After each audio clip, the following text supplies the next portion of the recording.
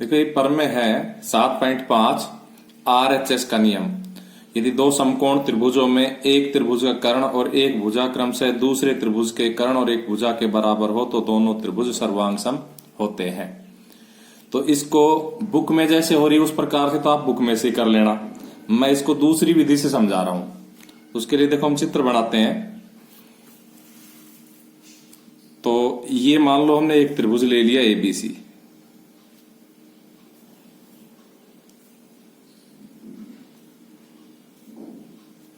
और ये हमने दूसरा त्रिभुज ले लिया DEF।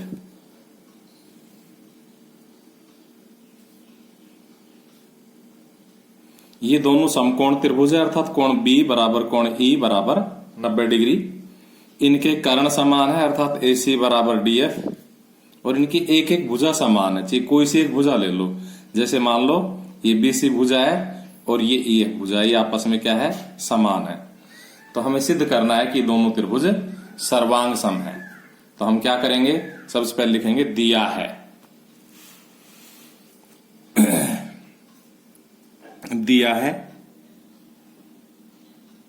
तो हमसे दिया है कोण B बराबर कोण E बराबर 90 डिग्री, AC बराबर DF और BC बराबर EF।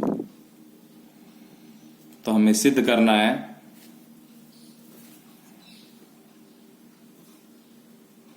कि त्रिभुज ABC सर्वांग सम है त्रिभुज DEF। उपपत्ति। तो देखो हम जानते हैं कि अगर इस त्रिभुज की भुजा ये AB और ये DE दोनों आपस में बराबर कर ली जाए, इस त्रिभुज की भुजा AB इस त्रिभुज की भुजा DE के बराबर कर ली जाए, तो फिर क्या होगा, AB बराबर DE हम कर लेंगे बराबर, BC बराबर EF दिया है, और कोण B बराबर कोण E दिया है। अतः SAS के अभिगृहित से ये दोनों त्रिभुज क्या हो जाएंगे, सर्वांग सम हो जाएंगे। तो हमारा टारगेट है हम AB को DE के बराबर सिद्ध करें। तो यही काम हम यहाँ उपपत्ति में शुरू करेंगे, और सबसे पहले हम AB की कैलकुलेशन करेंगे पाइथागोरस प्रमेय से। ये पाइथागोरस प्रमेय आपने 8वीं में पढ़ी है, 7वीं में पढ़ी है, और अब 9वीं में भी पढ़ोगे। तो पाइथागोरस प्रमेय से AB की वैल्यू कैलकुलेट करेंगे। तो आपको पता है AB स्क्वायर यानी कि लंब स्क्वायर प्लस आधार स्क्वायर यानी कि BC स्क्वायर बराबर कर्ण स्क्वायर यानी कि AC स्क्वायर। ये पाइथागोरस प्रमेय होती है। इसमें से हमें AB ज्ञात करनी, इसलिए AB को यही रख लिया हमने, AB को यही रख लिया, और AC स्क्वायर वहां पर ही है और BC स्क्वायर उधर जाके माइनस हो गया। और इस प्रकार से हम अब AB कैलकुलेट करेंगे तो क्या हो जाएगा, इधर अंडर रूट हो जाएगा AC square minus BC square. अब देखो AC की वैल्यू DF है, दी हुई है हमसे सवाल में, तो AC की जगह लिखेंगे DF स्क्वायर, BC की जगह लिखेंगे EF स्क्वायर। और अगर आप अब इस चित्र में जाकर के देखोगे तो DF के स्क्वायर यानी कि कर्ण के स्क्वायर में से EF का स्क्वायर यानी कि आधार का स्क्वायर घट जाएगा, तो क्या बच जाएगा, लंब का स्क्वायर बच जाएगा। तो बराबर क्या आ जाएगा, DE स्क्वायर। जैसे इस AB स्क्वायर की value AC square minus BC square है, ठीक उसी प्रकार DF square minus EF square की वैल्यू क्या हो जाएगी, DE स्क्वायर हो जाएगी। तो हम यहां क्या लिखेंगे, बराबर DE स्क्वायर, DE स्क्वायर। अब इसका वर्गमूल निकालेंगे तो क्या आ जाएगा, DE। इस प्रकार से देखो हम AB को लेके चले और वो DE के बराबर आ गई, और यही हमारा टारगेट था। यानी कि अब हमने इक्वेशन नंबर 1 समीकरण नंबर 1 में सिद्ध कर दिया है कि AB बराबर DE, अर्थात ये 3 कट वाली जो भुजा है इस 3 कट वाली भुजा के बराबर हो गई। इस प्रकार से इस त्रिभुज की 2 भुजाएं और उन्हीं के बीच का कोण, इस त्रिभुज की 2 भुजाओं और उन्हीं के बीच के कोण के बराबर सिद्ध हो गया। अतः ऐसे इसके नियम से ये त्रिभुज क्या हो जाएंगे, सर्वांग सम हो जाएंगे। तो अब हम इन दोनों त्रिभुजों को पकड़ते हैं, लिखेंगे त्रिभुज ABC व त्रिभुज DEF में क्या हो जाएगा, AB बराबर DE, कहां से आया ये? 1 से आया, हमने अभी अभी सिद्ध कर रखा है, ये कर रखा।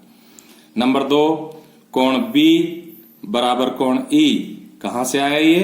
दिया है हमसे कि 2 समकोण त्रिभुज हो, तो ये 2 समकोण त्रिभुज हमसे दिए हुए है, ये दिया हुआ है कि कोण बी बराबर कोण ई।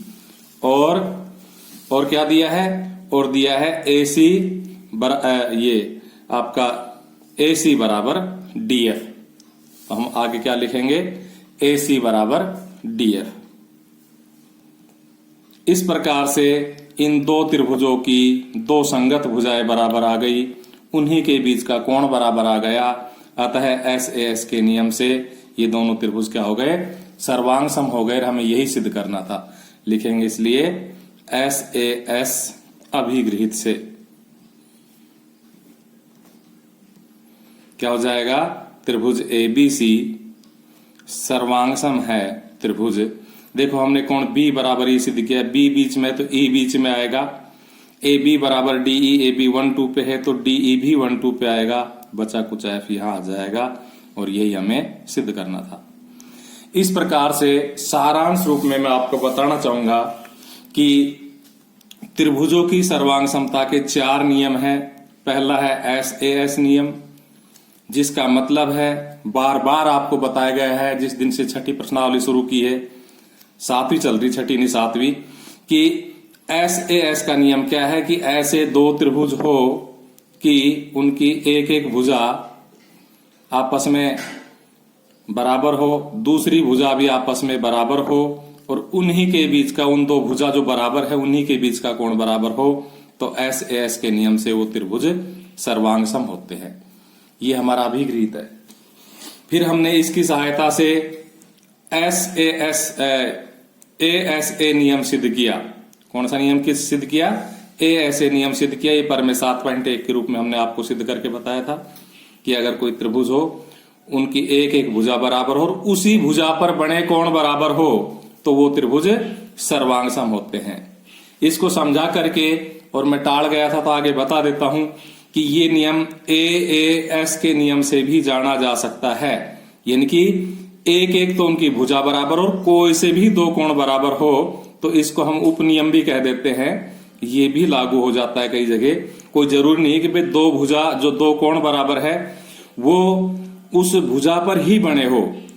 अगर एक एक भुजा बराबर और कोई से भी 2 कोण बराबर हो तो भी वो त्रिभुज सर्वांग सम हो जाते हैं, क्योंकि तीसरा कोण अपने आप बराबर हो जाएगा। यानी कि ये स्थिति है तो ये स्थिति अपने आप बन जाएगी, इसलिए इस नियम से भी हम, ये दोनों एक ही नियम है। फिर हमने कल वाली वीडियो में आपको SSS का नियम बताया था, इसको बताया था, अर्थात दोनों त्रिभुजों की तीनों संगत भुजाएं समान हो तो भी वो त्रिभुज सर्वांग सम होते हैं। और अभी अभी हमने नंबर 4 पे बताया आपको RHS का नियम, जो इसी वीडियो में बताया, इसलिए इसके बारे में ज्यादा कहने की आवश्यकता नहीं है। अब जब हम प्रश्नावलियां हल करेंगे तो ये चारों नियम काम में लेंगे, तो आप इनको, इन तीनों प्रमेयों को, चौथा तो अभिगृहित है ये, इन तीनों प्रमेयों को, वीडियोज को बार बार देख करके और दिमाग में अच्छे से बैठा ले। अब हम 7.1 प्रश्नावली शुरू करेंगे कल की वीडियो से।